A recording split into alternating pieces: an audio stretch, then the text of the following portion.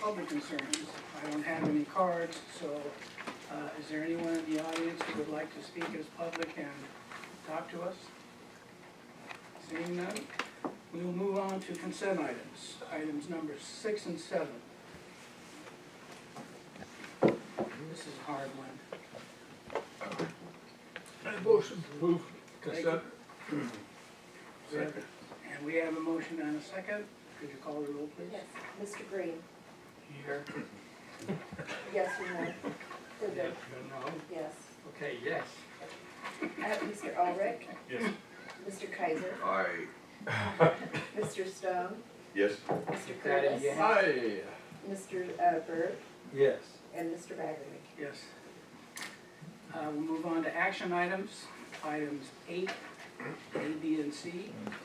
Consider granting release request from Mocone Corporation, contract number 2018-08. And that's item 9. Right. Do I have it wrong there? Oh, it is item 8. I'm sorry. I've turned the page too much. Sorry, excuse me. You're right. Now I don't know what to do. Mark this down. You're right. Okay, item 8, the sewer main pipe bursting project adjustment number 2019-14. Go ahead, Jeff. This was the sort of first full pipe bursting project that we scheduled alongside our lining and mainline rehab work. We've done some pilot testing out on Shady Lane a few years ago. MoCon is usually a subcontractor on these kinds of projects, and in this case they bid as a prime. And from the beginning of the paperwork phase of doing the project, it was way behind.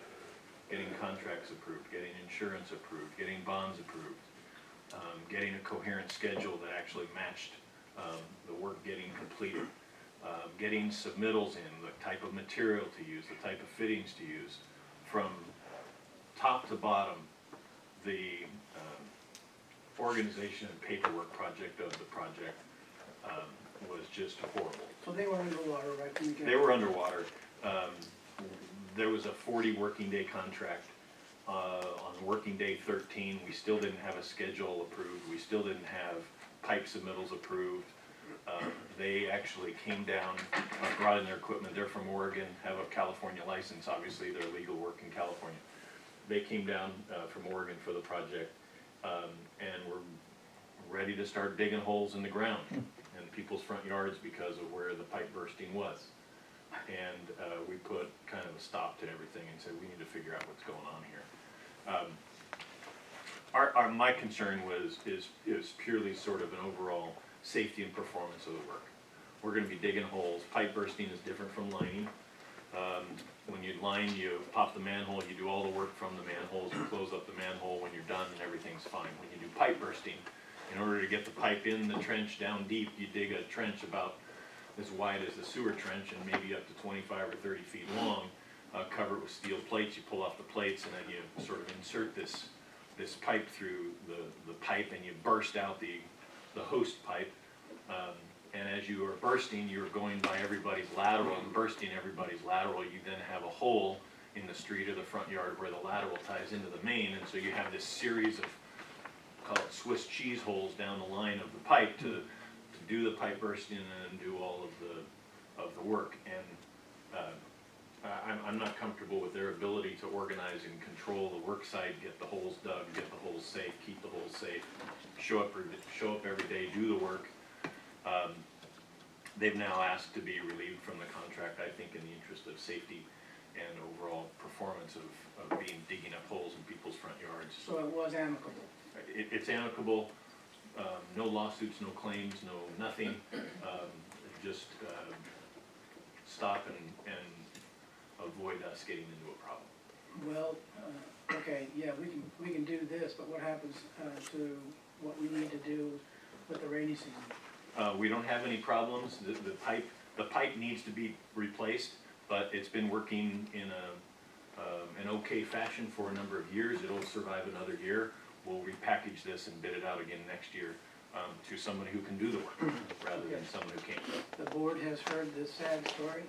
What's your pleasure? Move to grant release request. A, B, and C? A, B, and C. Thank you. I'll second that. Can we have a second? Can we have a roll call, please? Yes. Mr. Byrd? Yes. And Mr. Curtis? Yes. Mr. Stone? Yes. Mr. Kaiser? Yes. Mr. Ulrich? Yes. Mr. Green? Yes. Mr. Batterby? Yes. We'll move on to item 9, proposed ordinance number OBSD-79.2, amending the Ojai Valley Sanitary District Code of Regulations to extend a temporary moratorium on permitting, bless you, secondary or accessory dwelling units. This is for about a month, right? Yes, we have scheduled a ordinance committee meeting for, I believe it's the 30th, next week. This year passed, and a number of bills that had been anticipated relating to second units, accessory dwelling units, did not get passed or signed by the legislature and the governor. We've drafted up some language with some points that we need to go over with the ordinance committee to finalize this. So this is a short extension while we meet with the committee and then bring it back. I think it'll come back to the board first reading of the ADU ordinance in November with some discussion for the whole board and decisions to finish this thing out and close. Thank you. Robert, think that's enough time for you?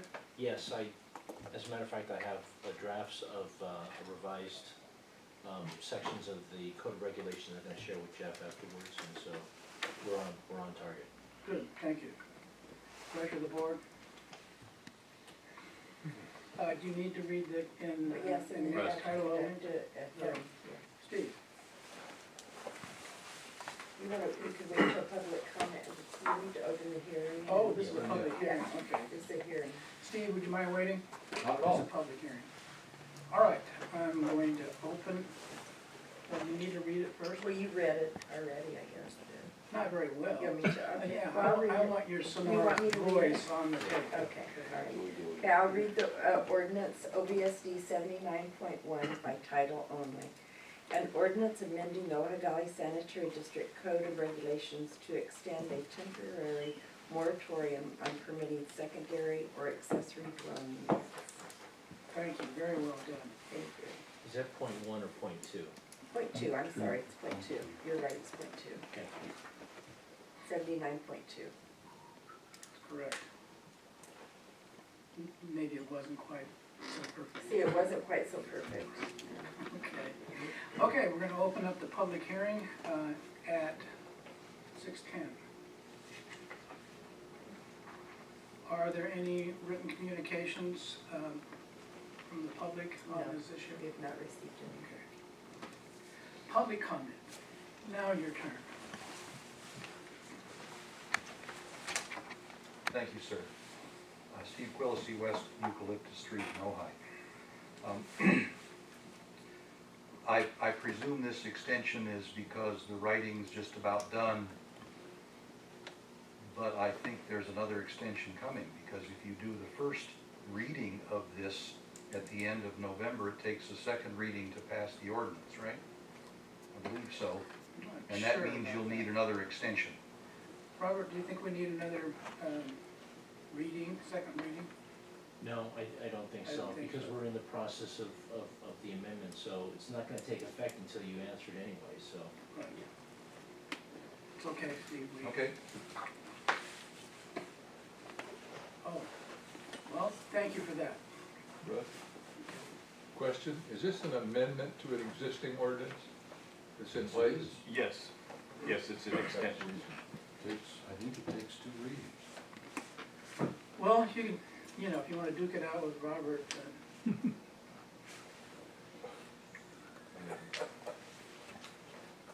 Bigger piece. right, figure it. Yes, Dan. Yeah, when this issue began to arise, I checked with our people on how they were processing any requests for permits or legalizing attachments to the sewer system. what I was told was that if this was non-food preparation, that they were gonna be processing requests for connection. And I passed that on to people who asked me that. And I don't know if this has an effect on that, or doesn't have an effect on that. And I don't know what to tell the people who have already gone ahead. Since this moratorium went into effect, and actually slightly before the actual legal moratorium went into effect, we have not been doing any issuance of permits on ADUs, second units. We have not been doing any investigations, we've not been doing any enforcement actions. And so anybody who is looking for a second unit, ADU specifically, they can't, we're not providing them any permits or any approvals. So all of those cases have put on hold. I think I said at the last meeting we talked about this, there's about 40 or so properties that were in some sort of process, had already applied, had already come to us and talked to us. And then we've become aware of maybe another 30 or so after the moratorium took effect. So there's about 70 or so properties. We have a list. We're not doing anything on those or making any approvals or any inspections or anything. And so all of that, upon approval of the final language as it relates to ADUs, will have to be restarted, and all of those will have to be considered on a case-by-case basis. But we're not doing anything on second units or any kind of sort of permitting. Well, what happens to people who were told what the rules were and operated under those rules and maybe rented it or something? Are we telling them now that what we told them wasn't true? No, we didn't tell them anything. A few people have pushed the issue with us and wanted something formally in writing from us. And so we have provided them a letter that says, we're doing nothing, you're under moratorium, but here is our current code as it stands today. A number of people have gone ahead and built new units, gotten building permits either from the county or the city, that's not our purview, have gotten building permits, built units, occupied units, and still have not gotten a permit from us either to connect to the system or not connect to the system. As the language works out, some of these units may have to pay connection fees after the fact, some of them may not, depending upon the way the ordinance language actually gets written and the particular nuances of each of the individual property cases. So we haven't told anybody that they're okay and that they might be not okay after the fact, nor have we told anybody definitively that they're not okay beforehand. We have said we're completely mum on whether somebody's okay or not okay, and it's at their risk if they want to go forward with whatever they want to do. How do they deal with it if they've already made commitments to other people based on the way we were interpreting Well, we have. our own regulations? We haven't talked to anybody about commitments they may or may not have made to a third party for whatever reason. All we have told them is, if you want to build a second unit, there are some rules that may apply to you. If you want to occupy a second unit, then there's some rules that may apply to you. But we don't get into what somebody is doing with a property. All we get into is, are you building it, and does it meet our regulations in terms of a structure or not a structure? And all of that is on hold. We have not made any commitments to anybody about something's okay or not okay or good or bad or anything. It's we're on hold. We're not making any commitments to anybody. And like I said, there's 70 people in that list. I think, Stan, I'm sorry, but we're way off target here for the topic. Are we? Yeah, we are. We're not debating the validity of anything other than the extension of time for this moratorium so that Robert can finish the language and bring it back to me. No, but you got people who were given information, and this sounds like we've changed our minds in the middle of the process. We haven't done anything yet. That's what we're waiting for, is the language to come back so that it makes it clear to this board whether one ADU or granny flat or whatever you wanna call it pays or doesn't pay. So, this is, there is one question I have, and I wanna cut off everything after that. It was my understanding that you couldn't get a building permit if you didn't have sewer. That's not true, apparently. There are plenty of New rules? there are plenty of building permits that have been issued without any, some of them have come to us and gotten we can't give you a piece of paper and still gotten a permit. Some people haven't even bothered to come to us. In some cases, the local agencies aren't even requiring somebody to come to us.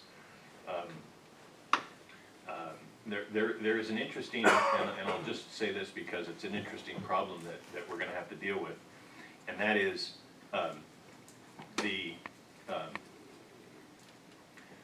ADU rules basically said you don't have to get a new lateral to connect to your property. You can just you can take your house that's connected to a lateral, and you can just build another house that's connected to it. Okay. That seems fine on the surface. We have some situations where that existing lateral doesn't meet slope and size requirements to pass the number of plumbing fixtures from the now combined two houses. And we have some situations where two properties share a same lateral, and both of those two properties now want to add an ADU. So you now have 4 units connected to one substandard sized lateral, both in diameter and in slope.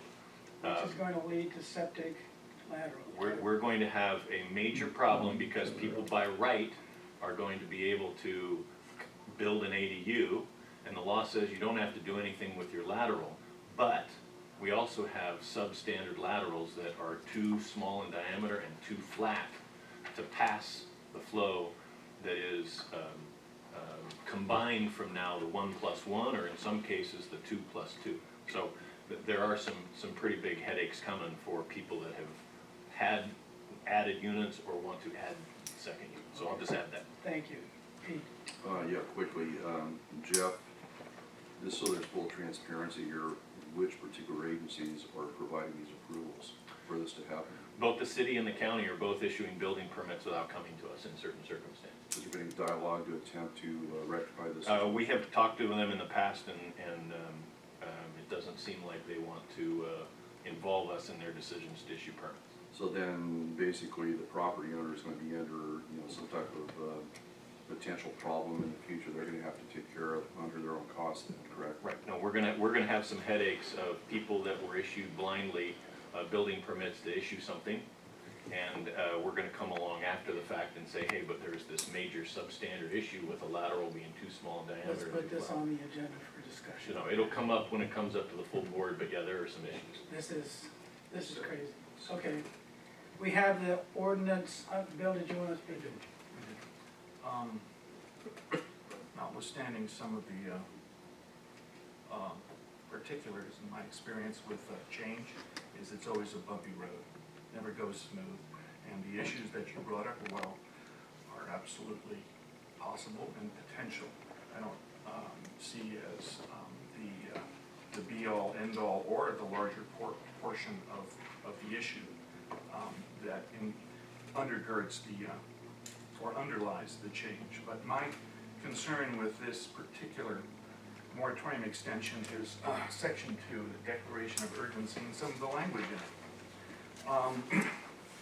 In particular, it seems that a couple of these clauses, or subsections, seem to be contradictory.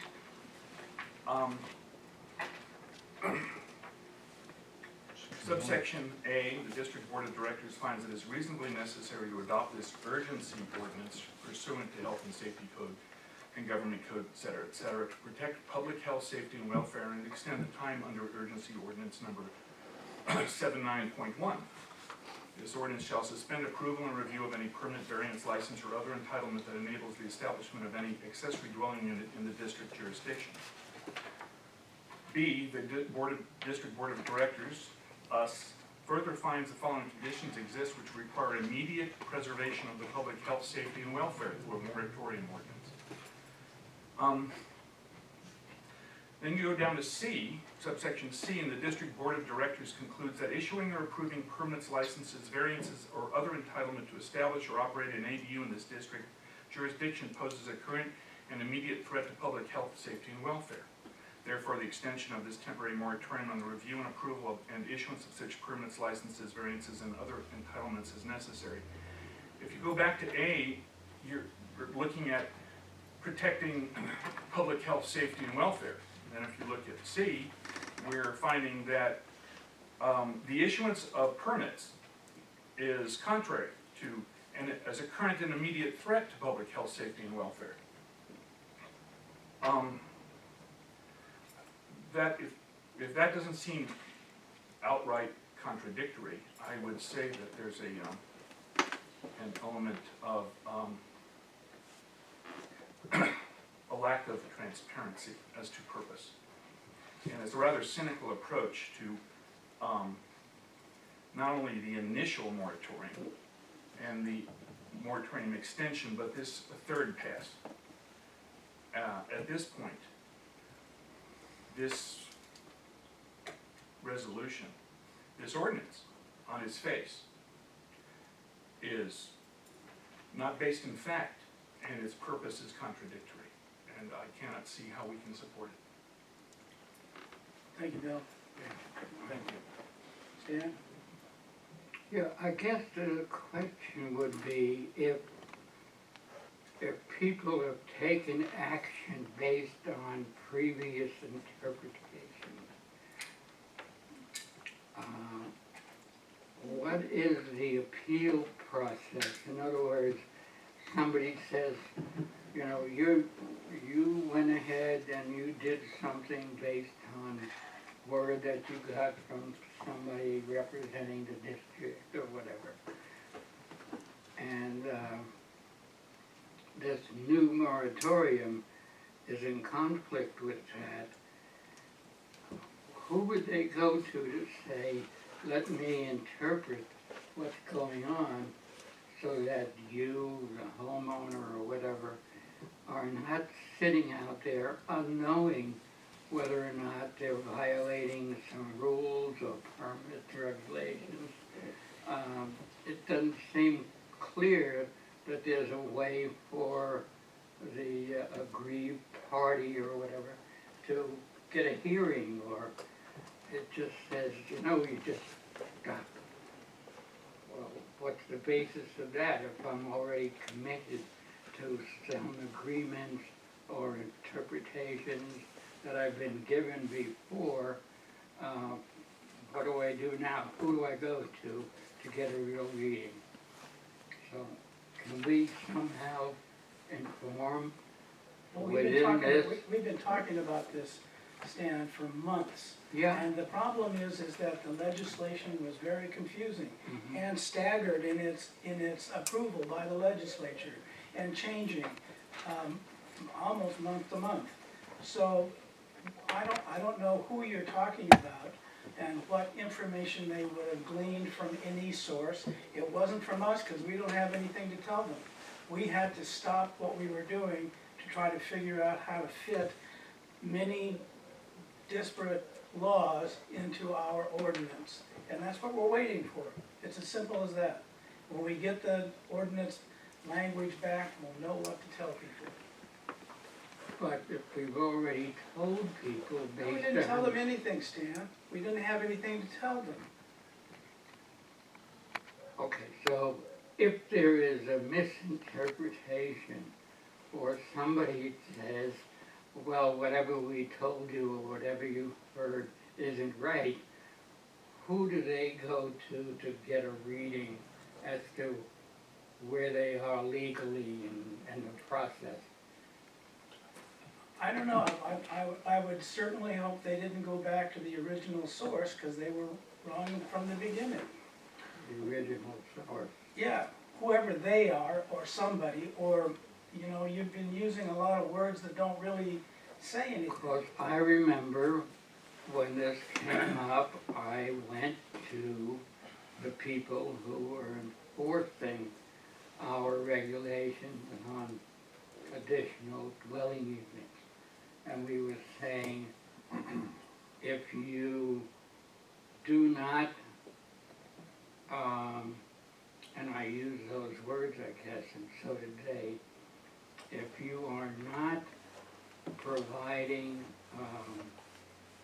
process or equipment or anything to prepare food, that this didn't apply. Isn't that apples and oranges with Well, the difference between? there's a couple of things at play here, and I think I'll say something and then we need to cut it off.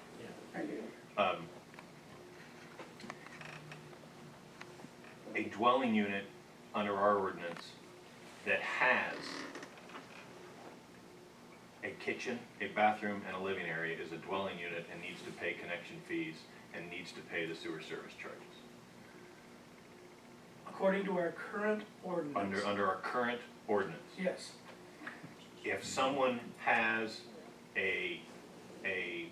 some sort of unit and they would like a determination of what that is, they would come to us, we would write them, we would do an inspection, we would write them a letter and says, this space, whatever that is, a garage conversion, part of a house, whatever else, either A, meets that definition or does not.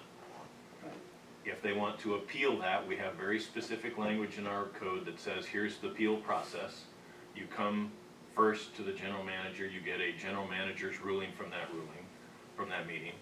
If you disagree, you have the full administrative right to then appeal that decision to the full board for determination. We've had a few of those over the years. And so there is a very defined appeal process and administrative review process for the district.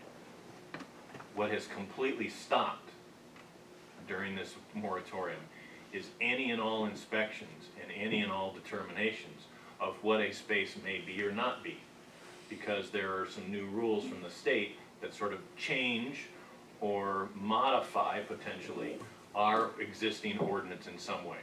So there was a process for somebody who had a space that says, is this a dwelling unit or not? And there was an appeals process for that. The moratorium has stopped that, and we have not told anybody, well, this is a unit, but under the new ordinance it's not, or it's not a unit, or the new ordinance it will be. We have done none of that. We have not done any inspections or any determinations of what a space is or is not over the past 12 months. Once the language is agreed upon by this board, whatever that is, and it's determined that's a new definition in some form, we will then restart those discussions. There is the case, potentially, of someone who has a space that's done something to it over the years that may have been one thing and now is something else. However, we don't... Based on the new laws. Based on the new laws that Yeah. are not even adopted yet. We don't know those things, nor can we determine those things, nor are we going to do any inspections or any determinations of those things while we're still under this moratorium. So once we restart, we'll revisit all those 70, and there may be some more that come out of the woodwork that we find through the process of doing these inspections, and we'll determine them under the new language of the ordinance, whatever that is. But there is a process, there is a definition. Both of those have been put on hold during this moratorium. They'll restart, anticipated late this year. Okay. Excuse me, so, to my view, this agency has gone from 2017, possibly being in conflict with state law in charging connection fees, and now in 2018, we may be further in conflict with state law by not granting permits that are part of the charter. So, at this point, we've gone from, and once again, it's still in evolution. I'm not gonna make a judgment or a statement about whether or not what we've done No, is that's legal my, or that's illegal. my view, I'm okay with that. You don't have to agree, Jeff, I'm just simply saying, so at this point, we're still in evolution because we're not sure where we are relative to state law. No, that's not true. We have consistently stated that we will follow state law, but we need our attorney You to got a draft the moratorium on language. permits. You're, you know, Yes. under an urgency ordinance when there isn't any urgency. Yes, there is. We don't To know protect the how public. to, yes. we Health do. and welfare. You're not issuing ordinances, permits. That's right, Yeah, and that's protecting the public. yes, so that we can do it right, and we don't, Okay. and we don't put the district in jeopardy. The district in jeopardy. Well, what about the public welfare and health and safety? That's all over this ordinance that we're looking at right now. And now we're talking about the district. So it's one or the other, apparently. No, but they're inseparable. Well, gee, I see the conflict. I see a contradiction. I see several contradictions, but that's just my opinion. Thank Okay. you. Thanks. Okay. We are, Are you we're we at need to 4. close Um, the, Yeah. We're gonna close the public hearing at this time. What time is it? 6:32. 6:32. 6:32. Okay. and then you've already had discussion by the board. And the board has generally discussed, is there I any more? agree with the time. You concur? I concur. Good, thank you. Thanks, Jeff. We need that kind of backup, we really do. Does the board wish to discuss this any further? I just had a quick question. I doubt that we're all that unique in the way of a special district that experiencing the same situation right now. Are you familiar with any other districts that are undergoing the similar type of trials and tribulations and consideration of public health and safety, et cetera? I can't speak for every special district throughout the state, but I can tell you that the vast majority of them are more confused and more behind than we are, and most of them are doing absolutely nothing. They're not doing urgency ordinances or trying to solve the problem or come up with language, they're just doing nothing. And so, I think in some ways, our efforts to accurately define what the state law says and is, and how it affects our ordinances and how it affects our ability to perform our responsibilities to treat sewage. We're taking a proactive stand and trying to determine how the laws all relate to each other. So I think that it is a very confusing and very problematic law statewide. Special districts throughout the state serve about 2/3 of the sewer customers of the state of California, so this is not something that's just affecting a few small districts here and there. It's really affecting 2/3 of the population of the state.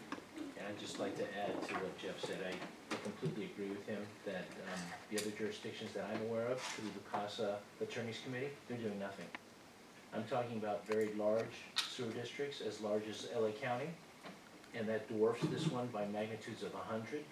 They're doing nothing about this, because they're just as confused as anybody else. And so we're trying to use what is allowed by law to stop the process and do, as Chair has said, to study it and to come forward with language that we think fits within the code of regulations. Even with that, it's still some very big question marks with regards to the law, with regards to the state constitution. And you're gonna hear that when we bring it back to you and when we bring it back to your ordinance committee. Thank you. Stan, Yeah. Could I ask this? you're gonna ask me if you can ask it? No, I didn't finish the sentence. If we are putting out some regulation, which is a moratorium, could we add to the language that if there is a conflict, or if there is a question about how legal or something in process is, that this is what you do, exactly what he described. This is the appeal process. And put that right into this extension. It says, if you're caught in the middle of this this is what you do to appeal it. You go to the general manager, you can go to the board. In other words, tell somebody who's caught in the process and doesn't have an answer yet, what he does about next week or tomorrow. What does he do? Wait, he waits until next month when we get the language back and we act on it. Yeah. This amendment to the moratorium, is it found in the government code? Yes. Yeah, it's just part of the state law that allows us to take this action so we can have the time So to bring anything back that's in, our own ordinance change. okay, but anything in process, does that? And we don't put that into the, Through the chair. the more, yes, There's no need to add language about an appeal process, because that's already in your code of regulations. yeah. It's already in there. So there's no need to do any of it. Okay, so if somebody does call and ask about this, we just tell them there's an appeal process, start with the general manager. That's all I'm doing is saying, let the people know that are in this process what it is that they're supposed to do if they're caught in between while I this is think going on. that's clear in your regulations already. It's already clear in your processes that people are gonna be on notice, that they have administrative, Okay, exhaustion of administrative remedy Okay. rights, okay? I mean, Stan, may I suggest that Yes. these people that are querying you so incessantly, just forward them the job. Well, that's fine, but I didn't even know that there was an appeal process forwarding it to Well, you Jeff approved it. until he told it. no, we already approved that. We worked very hard on the ordinance of second dwelling unit. We really did. Took a long time.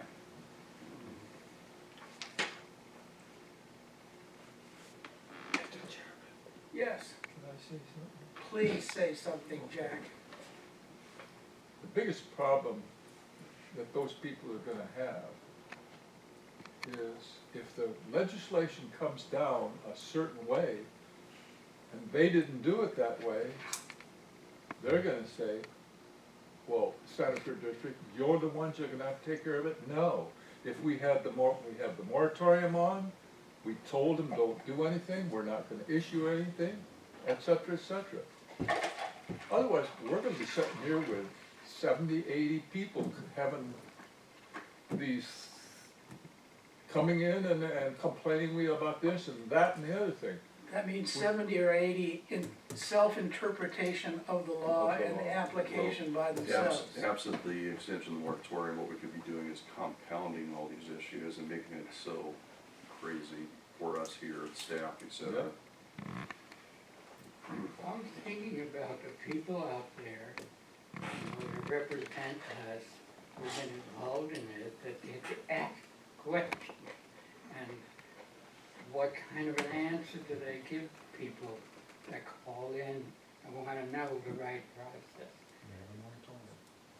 When they're There's our moratorium. central point of contact right there, Stan, right to your left. Okay, so all I was saying was, it's sometimes in the issuance of orders and things, we really don't tell people what to do if things are not working the way we planned them. Do you have some plan or idea about how we inform everyone about what we're doing, besides our website, besides the press, besides our code of Films.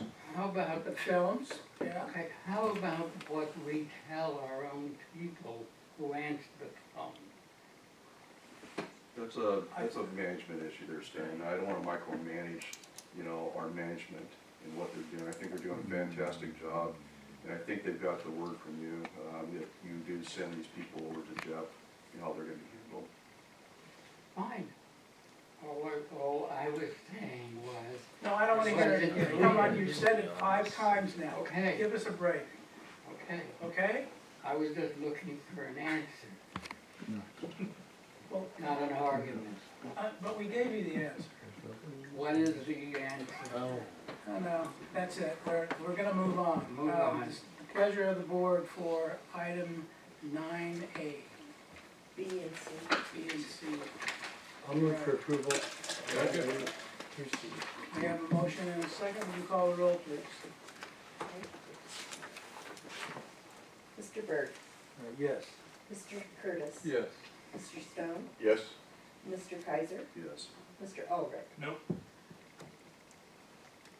Mr. Green, Can you restate the, motion one more time? the motion is to adopt the ordinance that is extending the moratorium to November the 30th. I'll vote no on it then. Mr. Bagley, Yes, thank you. 5-2. Motion passes. Item 10, prior fiscal year budget, income and expense reconciliation, budget adjustment number 2019-13. Move to approve. Second. We have a motion and a I second. do have a comment. Yeah, I'm surprised that you didn't spend all that, frankly. Yeah, really, what's up with that? I'm trying our thoughts around. What held you up? He always gets a better price when it actually comes down to the purchase instead of other things. Yeah. Okay, roll call, please. Mr. Green, Yes. Mr. Ulrich, Yes. Mr. Kaiser, Yes. Mr. Stone, Yes. Mr. Curtis. Yes. Mr. Byrd, Yes. Mr. Bagley. Yes. Item 11, November and December board meetings, consider rescheduling. Have you all read it and know what the dates are? So just to sort of highlight, our board meeting in November falls on the Monday after Thanksgiving. This has happened a number of times over the years. We've traditionally held that as a normal and regular meeting. But it's up to you if you want to consider moving it or rescheduling it. And then the December meeting occurs on Christmas Eve day, so we're proposing to move it to the week prior. Just put that in the stockings. Board meeting, package in your stocking, Right. whatever you like. So we would move December a week earlier, and we would hold the November meeting as is, but that's up for discussion. I'd move for approval. That sounds reasonable. I'll second that. Okay, that's for, the regular meeting in November stays as is, and we move the December meeting up 1 week, is that correct? All right? To the All 17th. those in favor signify by saying aye. Aye. Any opposed? It passes unanimously. Item 12, general manager compensation. I put some information into your packets to give you an idea of where we are on this issue, and I'll open the discussion for the full board.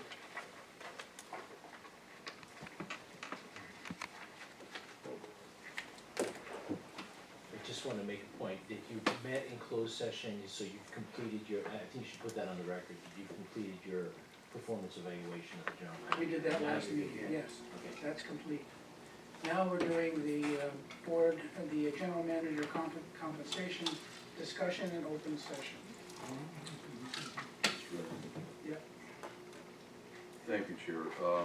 Yeah, at the last meeting, I voiced some concern about, the financial carrying capacity of, how far up does this go each and every year? To what extent is the final ceiling when it comes to general manager compensation? And also, I thought about, such things as every time that we do have an increase, depending upon the amount of increase, it's a compounded type of increase in regards to the general manager's salary. The other thing that, I personally struggle with is the fact that, we do want to maintain our general manager's salary at, something that keeps at least pace with the cost of living that's happening. As we well know, there have been interest rate increases in the last several months to where now, as you notice from Department of Finance figures, it looks like there's The index indicates that it's roughly about 4%, maybe a little bit beyond that now too, with things that have changed since that last evaluation. Keeping with the fact of, being concerned about, ratepayers, the salary increases can be compounded, et cetera. I appreciated the fact of what was presented in the way of contributions to a 457 plan, which I think is something that is reasonable, it's something that, makes sense to, and I would have no problems with supporting the 5% increase that would be the equivalent contribution to the 457 plan on behalf of the general manager in regards to his performance, et cetera. How does that work with 457? I believe you stated that there might be some IRS issues with that.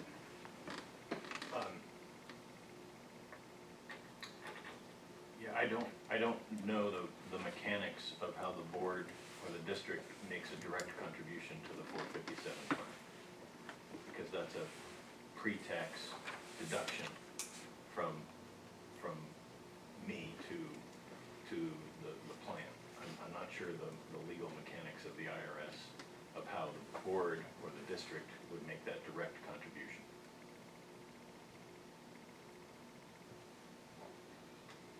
Well, I was hoping that since this was presented here, that all was been taken care of in the way of that option. Agencies do that Yeah. a lot. I mean, that's not an uncommon thing. There may be some more steps to do it. We may have to set up some kind of resolution or something the way we have with our cafeteria fund, stating that that's what you're doing. But we'll have to find that out if that's what you decide to do. But I know there's a way to do it. Yeah, my only advice would be to retain the services of a compensation, especially someone who's aware of public compensation. I'm sure that Lieber Cassidy has somebody on board that could easily answer this question about how to do it. So that would be my suggestion. Okay, does anybody else have a suggestion?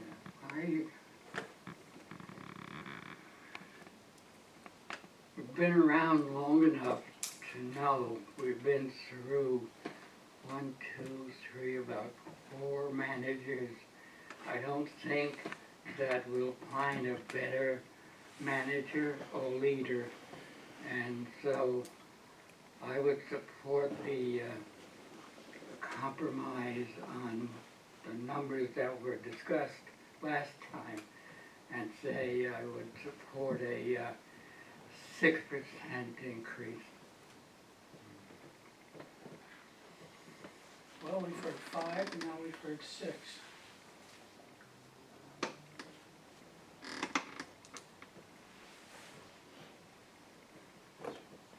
I will support Pete's 5. Okay, And Pete's 5 is contributing to the 457. Correct. 5 plus the 457? The equivalent contribution of 5% to the 457. shall we have a straw vote on that? Can we do that? I would warn against straw votes. Yes. There's gotta be a motion. Yes. So I'll make that motion then. I will second. We got a second. Okay. But I did make a motion. Yes, Pete made the motion and Jack seconded it for 5% contribution to the 457 plan. What is the dollar amount of that? Approximately $11,500. That's an alternative Um, motion. How do we do this we're gonna call the roll? Let's call a roll, and then Stan's motion would be second if he made that. I didn't understand he was making it as a motion, but, His was 6%. I did. I think I did make it as a motion. You didn't get a second though. Maybe, if this doesn't work, then we'll go back to you. I don't think we asked for a second, we were just discussing it. No, Okay. this is an actual vote. Okay, I'll make the motion then. Well, We already have a motion Okay. and a second. So you get to Okay. vote on 5% a contribution to the 457 plan. Unless he wants to amend the motion. He's not part of the motion, though. That's true. Yeah, It's a totally different motion. yes, yes. Okay. Call the question, please. Yeah. so we can- Go ahead and call the roll. All right, Mr. Berg, Yes. Mr. Curtis? Yes. Mr. Stone? Yes. Mr. Kaiser? Yes. Mr. Ulrich? Yes. Mr. Green? I'll say yes. Mr. Bagley? I don't even get to be a swing vote. Man, yes. Okay, So we'll bring that back to you with whatever needs to be done to accomplish that. thank you. The following items for our review, items 13 through 19, are information items. Any board member can pull one to discuss it if they would like. On 19, I'd like to. Okay, committee reports, go ahead, Bill.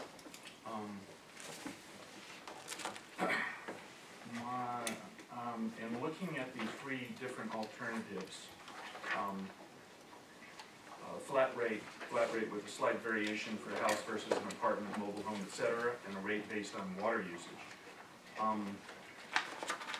I don't see any option that is, demonstrates the proportionality that's required by state constitution and Proposition 214. The proportionality, there's no even an option for fixture count, square footage, or anything that's a definable metric. And flat rate is not the norm for all sanitary agencies in this state. In fact, my understanding is it's very few. And notwithstanding that this method that's currently the ordinance of this district may be described with the rubric of a fair share.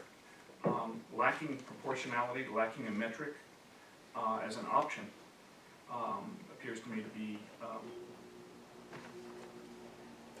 deficient in suitable options that would be presented to this board.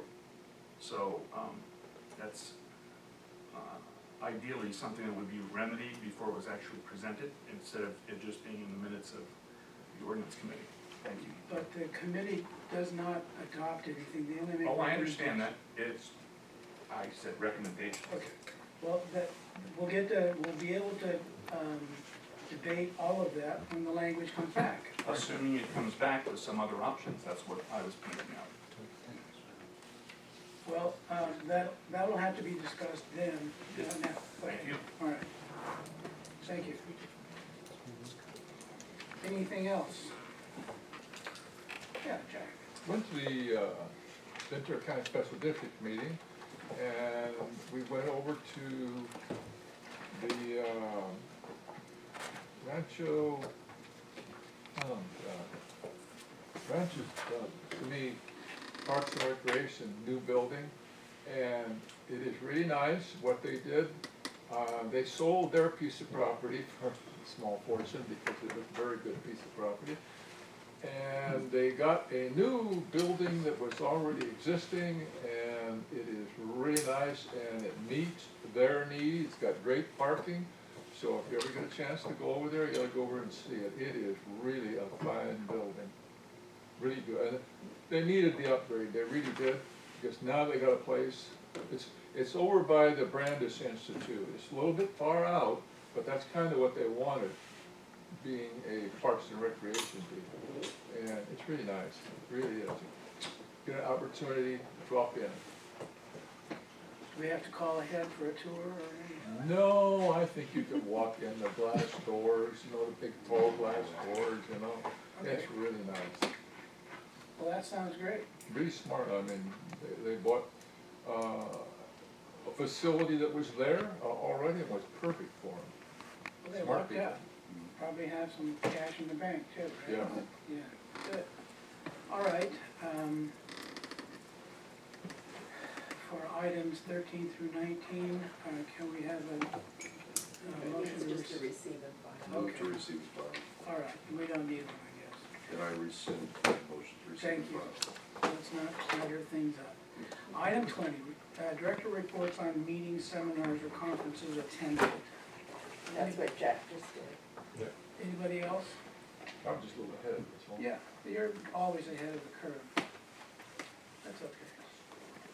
Hearing none others, let's see, items of interest or correspondence articles. Item 23, board member and general manager comments. We will begin with board member comments. Does anyone have anything they would like to talk about?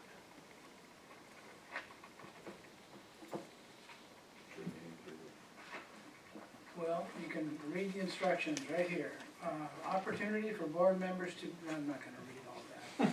You've either read it before or you haven't. Okay, general manager comments. Number of items, we had the personnel committee meeting on the 8th of November to finalize some questions and issues related to collateral duties. We have the ordinance committee meeting on the 30th of October, and we have the finance committee meeting on the 13th of November to do some interviews with 3 qualified financial management firms as it relates to our investment strategies. I want to talk a couple items on the information list. Item 13, the tentative NPDS discharge permit has been issued. It's in your package. It's 142 pages, I think. It's tentatively scheduled for a December 13th hearing before the regional board. It's out right now for public review.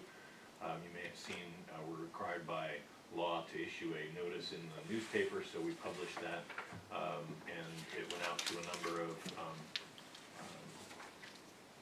firms and agencies that want to comment on it. It's basically the same permit we have today. There's no significant changes in it as it relates to pollutant and contaminant levels. There is a change to what they call chronic toxicity. It's the method that is used to calculate whether or not the water is toxic to aquatic life. The regional board has adopted a new chronic toxicity standard for all of the public agencies that have been issued permits in the last 5 years. We're just the latest to be included in that. That chronic toxicity standard and test is under litigation by a number of agencies and a number of groups because they believe it is leading to many false positive tests. So it's something that has been included in almost every other permit in Ventura County and LA County over the past few years, and we've already been participatory in that legal challenge to the EPA's guidance on that issue. What was the name of the bug that they used to? Ceredaphnia dubia. It's Yeah. a sand flea that grows in a small beaker. We put the water in it. If the sand flea dies, then the water's bad. It's the statistical test of how many sand fleas dies as to whether or not you have a bad batch of water. So is there some sort of group out there that they're protesting the violent deaths of sand fleas? There is a it is quite a Sand Flea organization that it is quite a legal case. Let me tell you. Friends of the Sand. We have to have a special person to go down and collect the sand fleas off the beach? I think the people that grow and breed the sand fleas like the rule because they a lot of business. They count them one by one too. The other item, will be on your November board meeting for review and approval, is item 14. This is the draft scope of work for the TMDL compliance to study our plant and really come up with a final implementation plan. We've been working with Corolla Consultants over about a month trying to refine that scope to meet the needs of the regulations and to plan out our facility for about the next 20 to 30 years. I got a story I have to tell you. It's actually back on item 13, the NPDES permit. I saw the notice in the newspaper, the public notice on Saturday. And I saved it and I called up Lori and I said, save the newspaper. He's got it you know, Jeff's gotta see that, that was already done. And then somehow I had to call back and talk to Brenda, and I went through the same spiel, and she said, no, I put that in. I went through all of that, just to get you the copy, and she's the one who put it in. Well, you like to talk, so that's good. It's on the 20th. A couple other issues are out there. One, the Environmental Health Department has completed and drafted their study of the impact of septic tank users in the Ventura River watershed. That is a draft report. We got to look at it about a week and a half ago and provided them back some comments on some questions and issues we had. It is definitely going to be a very controversial and problematic issue to resolve. There's about 2,800 septic tanks in the Ventura River watershed from the beach all the way up to Summit School. And so there's some significant issues on some of the clumps of septic tanks throughout the valley. Do we need to have that peer reviewed? We provided some very, very detailed comments. They've asked for us to keep the draft study and our comments confidential while they try and address some of them. So we'll respect that for now and see where it goes. Okay, thanks. There's also quite a big discussion. It's really a city issue related to closing down 2 lanes of traffic in front of the hospital and the high school. We've been involved in the discussion because it really puts some of our workers and the public at risk and in an unsafe condition when we're doing our maintenance work if they close those lanes. So we've had some conversations with the city about the configuration of their plans. That's an ongoing discussion. I have a meeting with the city next week. We're starting to have problems on some of our easements, not just a couple of significant ones that you know of.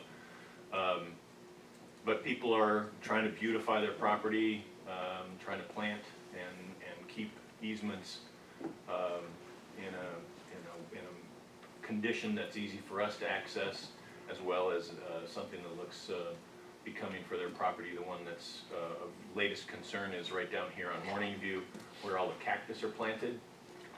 If you go down the highway right there at Morning View, Valley Valley Meadow, sorry. The property owners planted some wonderful looking cactus and beautified Right in the corner. the piece of property. It's real hard to get to the manhole when you're climbing through cactus. So it's something that we're aware of and trying to keep access to our easements clear, but allowing people to at least have the opportunity to beautify their property. That's it. Jeff, can we step back to the previous item in regards to the modification of the roadway in front of the high school? You know, I noticed in the correspondence that it appears that there hadn't been any type of CEQA review on this. Do you know if that's been initiated at all, or? I've been told, this is something that's been going on for about 18 months. I've been told that there are some conceptual plans that have started through some sort of design phase and some sort of environmental review phase. Our position is, you know, we're not, it's city policy as to how they define and use and have their roadways function. That's really their role. And so, you know, we don't try and comment on those specifically.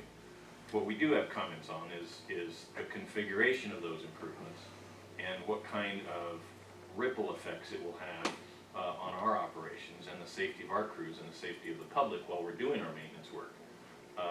While, you know, in a particular configuration of curbs or sidewalks or whatever. And so, you know, we've asked to be included in the environmental review. We've asked to be included in some alternative analysis of maybe some ways to accomplish what they want to accomplish on a policy level for the city, but also take into account the safety of the public.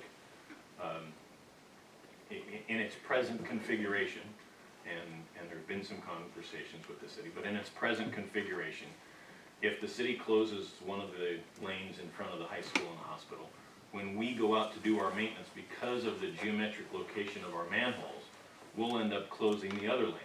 So you'll now have one lane closed by bike because of the city policy, and one lane closed because of our operations, basically closing either westbound or eastbound traffic in front of the hospital and high school. And so that's been our concern, is the safety that presents if the road is functionally closed for a period of time during our maintenance. So we're hoping to, through the CEQA process and through the design process, come up with some alternatives that allow them to accomplish their policy goals, but allow us to maintain a safe operating working area.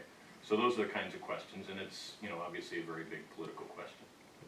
Why couldn't they, since this is grant funded money anyway, why couldn't they just go out and buy a strip of the property that's on either side of that road, which is barren property, and put their hiking and biking trail over there out of the roadway and not create any other problems in the roadway?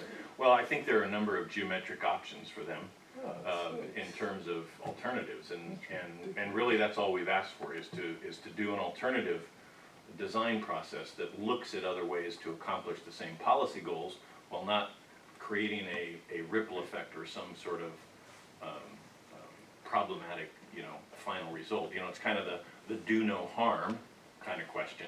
If you're going to make a change, don't make it worse Right. in some way or another. And hopefully they'll come up with some alternatives that will allow us to operate and do our jobs, but do it in a safe way. Well, and those, and the thing was designed that way. When they put the school there, Caltrans came in and widened that whole section down through there, went all the way through, because that was gonna be the school and all the businesses down there, and that's why they did it. Well, I know there was some, you know, I'm not gonna relive the late '60s and early '70s when Caltrans did its work, but you know, now there's some questions and some policy that the city would like to implement. Fine, those are appropriate discussions for them to have and to go through that. I just don't wanna end up with a situation where our operations then become unsafe just because of the geometric location of the man.